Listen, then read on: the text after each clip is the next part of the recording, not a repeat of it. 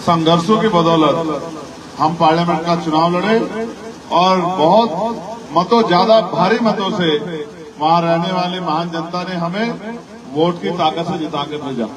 मैं लगभग 1.5 लाख से ज्यादा वोटों से जीता और फिर जब पार्लियामेंट में गया तो पार्लियामेंट में जाके जिस दिन से मैं पार्लियामेंट में गया, मैं पहला आदमी था जिसने पार्लियामेंट में डॉक्टर बाबा साहब अम्बेडकर का नारा जोर शोर से लगाया। मेरे बाद बहुत सारे लोगों ने वहां जय भीम के नारे लगाए।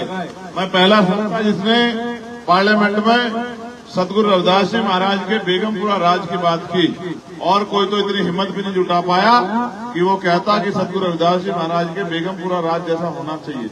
लेकिन आज मैंने वहां गुर्जर रेजिमेंट बनाने की मांग भी पार्लियामेंट में जोर शोर से उठाई और चमार रेजिमेंट को बहाल करने की मांग भी बड़े जोर शोर से उठाई। और आज चुनावी क्रम में मेरा ज्यादा दिल इस गांव में आके इसलिए लग रहा है, एक तो मैं पहले यहाँ गया हूँ होके, दूसरा मुझे यहाँ इस क्षेत्र में सेवा करने के लिए एक बहुत मजबूत पिलर के रूप में भाई सोहेल जी जो चुनावी मैदान में हैं, और मुझसे अलग भी आप उनको जानते हैं कि उन्होंने इस क्षेत्र की सेवा लंबे समय से की है। ये तो धन्यवाद दीजिए डॉक्टर बाबा साहब अम्बेडकर का। अगर बाबा साहब अम्बेडकर अपने 4 बच्चों की कुर्बानी देकर हमें इस देश में लोकतांत्रिक व्यवस्था नहीं देते, तो सोचे क्या मेरे जैसा व्यक्ति जो प्राइमरी स्कूल के हेडमास्टर का बेटा हो, क्या वो मेंबर ऑफ पार्लियामेंट बन पाता? यहाँ तो इस देश में राजा महाराजा राज करते थे या पैसे वाले उनकी औलादें राज करती थी। यहाँ कोई किसी गरीब के बच्चे के लिए आगे बढ़ने का रास्ता नहीं था। ये रास्ता तो वोट के का अधिकार देके डॉक्टर बाबा साहब अम्बेडकर ने खोला, और उनके बताए रास्ते पे हमारे गुरु माननीय काशीराम साहब ने समाज को जागरूक करके समाज को अपने पैरों पे खड़ा होना सिखाया। हम उन्हीं के कारवां को आगे बढ़ा रहे हैं। मैं आपसे पूछना चाहता हूँ, पूरी ईमानदारी से जवाब देना कि बाबा साहब अम्बेडकर माननीय काशीराम साहब के सपने पूरे हो गए हैं क्या? बताओ हो गए हैं क्या पूरे? तो फिर जिन लोगों के कंधों में जिम्मेदारी छोड़ी थी, क्या वो उसको पूरा करने का काम कर रहे हैं क्या? अगर पूरा करने का काम करते तो क्या इस देश में आज भी 75 साल बाद भी बुनियादी सुविधाओं से हमारे लोग वंचित रहते? पढ़े लिखे नौजवान बेरोजगार घूमते, अच्छे स्कूल कॉलेज हॉस्पिटल आपके क्षेत्र में बनते नहीं बनते, अच्छे जो है रोजगार की व्यवस्था, कुटीर उद्योग लगा के महिलाओं को रोजगार की व्यवस्था, पढ़ी लिखी बेटियों के लिए रोजगार की व्यवस्था होती है नहीं होती? इस देश में बाबा साहब अम्बेडकर तो चाहते थे कि हम लोगों के हाथ में राजकाज आए। कौन कर रहा है राजकाज का काम? 5 साल में कुछ लोग सिर्फ चुनाव लड़ने आते हैं। एक आजाद समाज पार्टी भीम आर्मी के लोग पूरे 5 साल सड़कों में संघर्ष करते हैं। जब भी आपकी तरफ जुल्म की कोई आंधी उठती है, उसका सामना सीना तान के करते हैं। इसके बदले में उनको मुकदमे झेलने पड़ते हैं, जेलें काटनी पड़ती है, लाठियां खानी पड़ती है। ये सोहेल समाज के लिए लड़ते हुए जेल भी गया और आज भी मैदान में है। ये तो आपके हाथ में है कि आप पैसे वालों को चुनते हो या काम करने वालों को चुनते हो। जब वहां के लोगों ने एकजुट होकर मुझे मौका दिया, तभी तो मैं पार्लियामेंट में जाके आवाज उठा पाया। आज आपको पता है क्या बदलाव हुआ? आज ये बदलाव हुआ है कि मैंने 29 जुलाई को पार्लियामेंट में आवाज उठाई थी कि न्यूनतम वेतन मजदूरों का, कर्मचारियों का जो फैक्ट्री में काम करते हैं, वो 700 रुपए होना चाहिए। आप देखो, कल सरकार ने, केंद्र की सरकार ने नोटिफिकेशन जारी करके ये सुनिश्चित कर दिया कि जो न्यूनतम वेतन है, दैनिक वेतन है, वो 783 रुपए से कम नहीं होगा। अगर आज कोई काम करेगा तो 783 रुपए उसे मिनिमम मिलेंगे। ये तभी तो संभव हुआ। ना मैं पार्लियामेंट में आवाज उठाता, ना सरकार इस पर सोचती, तो फिर ये बदलाव कैसे होता? कानून सड़कों पे नहीं बनते, कानून सदन में बनते हैं। सदन में जो लोग जाते हैं वो वोट के अधिकार पे चुन के जाते हैं, और चुनने का अधिकार बाबा साहब अम्बेडकर ने आखिरी व्यक्ति को दिया। आप सोचिए, ऐसा क्यों नहीं होता कि एक ही व्यक्ति के नाम पे चुनाव होता और सब लोग उसी को वोट करते? बाबा साहब अम्बेडकर ने क्षेत्र के हिसाब से सब क्षेत्रों से अच्छे अच्छे प्रत्याशी जीत के जाएं, योग्य उम्मीदवार। उन्होंने कहा भी कि राजनीति में हिस्सेदारी नहीं करोगे तो सबसे बड़ा नुकसान ये होगा कि उनके लोग आपके ऊपर शासन करेंगे। 9.5 साल खट्टर जी ने आपका प्रदेश चलाया और 6 महीने के लिए नायाब सिंह सैनी जी को दे दिया। इन दोनों मुख्यमंत्रियों के राज में आपके बच्चों का कितना भला हुआ, ये आप मुझसे बेहतर जानते हैं। किसानों का क्या हाल हुआ, ये मुझसे बेहतर आप जानते हैं। वो बेटी हरियाणा की मैं तो धन्यवाद दूंगा हरियाणा की बेटियों का। वो बेटियां जो दुनिया में जाके देश का नाम रोशन करती हैं, उन बेटियों को किस तरह के जुल्म का सामना करना पड़ा, ये किसी से छिपा हुआ नहीं है। माने पहलवानों की लड़ाई हो, किसानों की लड़ाई हो, गुर्जर समाज की लड़ाई हो, या सतगुरु रविदास जी महाराज जब गुरु घर टूटा उसकी लड़ाई हो। जब मैं पार्लियामेंट में गया तो मैंने आवाज उठा के कहा कि हमारा गुरु घर दिल्ली में जो टूटा था वो बनना चाहिए।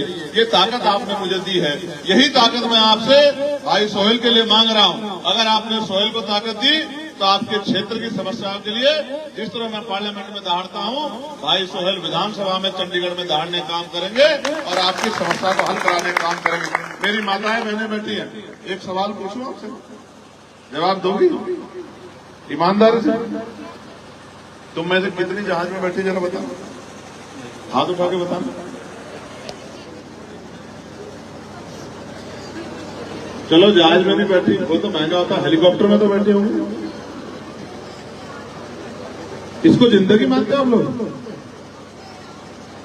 गरीबी में पैदा होते हैं, गरीबी में मर जाते हैं, जबकि बाबा साहब अम्बेडकर वोट की ताकत हमें देके गए कि राजकाज लाके अपनी गरीबी, बेबसी, लाचारी की बेड़ियां काट लो। ये चुनाव है, बड़े से बड़ा तुरंग खा जो है, बड़े से बड़ा पैसे वाला आपकी बस्ती में आएगा, पैर छुए कहेगा अम्मा मेरे सर पे हाथ रख दो, अम्मा मेरी मदद कर देना, मुझे आशीर्वाद दे देना। और चुनाव के बाद फिर 5 साल का भी ढूंढा हुआ आता है कोई? आप बताओ, पिछली बार जिसको वोट दी थी, मैं तो नहीं आया वोट मांगने, पिछली बार जिसको वोट दी थी आपने विधानसभा में, क्या 5 साल में 2 बार आया आपके गांव में? कभी चुनाव के बाद आया पूछने की आपकी हालत क्या? आपके बच्चों की पढ़ाई कैसे नहीं पूछने आया? आपके पढ़े लिखे बच्चे बेरोजगार घूम रहे पूछने आया? कभी आपकी महंगाई और आपकी बुरे हाल को कभी पूछने आया? आपकी सड़कों, बिजली, पानी की व्यवस्था पूछने आया? बस वोट ही देते रहो, देते रहो वोट। 2 वोट और ये लोग 5 साल बाद फिर आए, क्योंकि जानते हैं कि आप प्रधान बन गए हो, इनके पिछलक्कू बने रहोगे। ये आएंगे और आप इनके सामने खड़े हो जाओगे, हाँ जी हम दे देंगे वोट, और फिर 5 साल बाद फिर आएंगे। ऐसे आपका भला हो जाए? जहां एक तरफ देश में चंद पूंजीपतियों के करोड़ों रुपए माफ किए जा रहे हैं, वहां 5,000 रुपए का बिजली का बिल नहीं माफ होगा। आज प्राइवेट इतने बड़े बड़े हॉस्पिटल खड़े होंगे, गरीब घुस जाएगा जेब में। एक आदमी बीमार हो जाएगा तो जेब कट जाएगी, जमीनें बिक जाएंगी। आज प्राइवेट इतने बड़े बड़े स्कूल बन गए, हॉस्पिटल बन गए, प्राइवेट स्कूल में गरीब पढ़ा लेगा अपना बच्चा। जो 10,000 रुपए कमाता 2 बच्चों को फिर उठा लेगा 5,000 रुपए फिर से। तो ऐसे बदल जाएगी जिंदगी। जब पढ़ोगे नहीं, रोजगार नहीं करोगे तो कैसे आपकी जिंदगी बदल जाएगी? क्या आपके बच्चे जब ये बेरोजगार घूमते पढ़ के तकलीफ नहीं होती आप लोगों को? तो मुझे तो होती है। मैं तो घूम रहा हूँ, जगाने के लिए समझाता हूँ, जगह जगह कहता हूँ, दिन रात संघर्ष करता हूँ कि आज नहीं कल तो समझोगे। वही काम बाबा साहब अम्बेडकर ने किया, वही माननीय काशीराम साहब ने किया। जो छूट गया उसको पूरा करने के लिए हम लोग दिन रात संघर्ष कर रहे हैं। और क्या नहीं करते हम लोग? 16-16 महीने जेल काटते हैं, 2-2 बार तिहाड़ काटते हैं, और जब इनसे बच जाते हैं तो गोलियां खाते हैं। 4-4 गोलियां खा के हम लोग संघर्ष इसलिए कर रहे हैं कि हमारी आने वाली पीढ़ियां देश में गुलाम न बने। जिस तरह से भाजपा के लोग आरक्षण खत्म कर रहे हैं, जिस तरह से नौकरियां खत्म कर रहे हैं, जिस तरह से निजीकरण खत्म कर रहे हैं, कल एक बच्चा सरकारी नौकरी नहीं जा पाएगा। इसलिए मैं आपसे कह रहा हूं कि आप पार्लियामेंट में तो इतने एमपी मिल रहे हैं, इतने एमपी पार्लियामेंट में, कौन उठाता आपकी आवाज? सुना आपने पूरे पार्लियामेंट में? एक अकेला चंद्रशेखर आजाद आपके हितों के लिए, दलितों के लिए, पिछड़ों के लिए, मुसलमानों के लिए, गरीबों के लिए, किसानों के लिए, सबके लिए लड़ता है जितनी हिम्मत है। तो आप नहीं चाहते आपके यहाँ से भी कोई ऐसा नौजवान खड़ा हो जो आपके लिए लड़े? और अगर भाई आप नहीं चाहते, देखो एक कहावत है, आजमाए हुए को आजमाओगे तो वही मिलेगा जो मिलता है। जो मिल रहा है उसमें खुश हो गया, जो मिल रहा है खुश हो। बाबा साहब ने वोट का अधिकार राजकाज के लिए दिया। अगर राजकाज नहीं करना चाहते तो मैं क्या करूं? ये तो वोट है तो सब कुछ है। जिस दिन वोट का अधिकार चला गया, आपकी बस्ती में पैर रखने नहीं आएगा। ये तो गांव में सरपंच का चुनाव होता है ना, आते ना आते दीदी है, बहन जी, चाची, ताई, रख दो सर पे हाथ। फिर इसलिए आपसे कह रहा हूं, ये वोट हथियार है। हम 10 रुपए का सामान खरीदते हैं, ये पानी की बोतल कौन लाया भाई? कौन लाया पानी की बोतल? कितने की आएगी? 10 रुपए की पड़ी। 10 रुपए की। अगर ये फटी हुई होती लाते क्या करते? उसको वापस देते ना कि भाई सही बोतल दे, करते ना? 10 रुपए का सामान लाते हो ना, 4 बार देखते हो सामान को, ठीक है नहीं ठीक है, और करोड़ों रुपए से कीमती वोट डालने जाते हो, बस आंख बंद करके बटन दबा के चले आते हो। फिर कहते हो अरे भाई 5 साल हो गए कोई सुनेगा। क्यों सुनेगा कोई? क्यों सुनेगा? जिनको आपके दर्द से मतलब नहीं, वो क्यों सुनेगा आपकी बात को? इसलिए आपसे कह रहा हूं, मैं धन्यवाद दूंगा। आज हमारे साथ बहुत ही महान शख्सियत मान्यवर काशीराम साहब जो हमारे गुरु हैं, हमारे रहबर हैं, उनके छोटे भाई श्रद्धेय दलवारा सिंह जी आए हुए हैं। समय कम है, मैं उनसे आग्रह करूंगा कि वो आए और समाज को आशीर्वाद स्वरूप अपने 2 वचन जरूर कहें और फिर मैं आपसे विदाई लूंगा। सब लोग जोरदार ताली बजा के स्वागत करो भाई। इस परिवार का समाज के ऊपर ऋण है। इस परिवार ने और इस परिवार में जन पे हमारे गुरु जी ने माननीय काशीराम साहब ने अपना पूरा जीवन हम लोगों के लिए लगाया। मैं इस परिवार का और मैं नहीं, पूरा समाज इस परिवार का ऋणी है।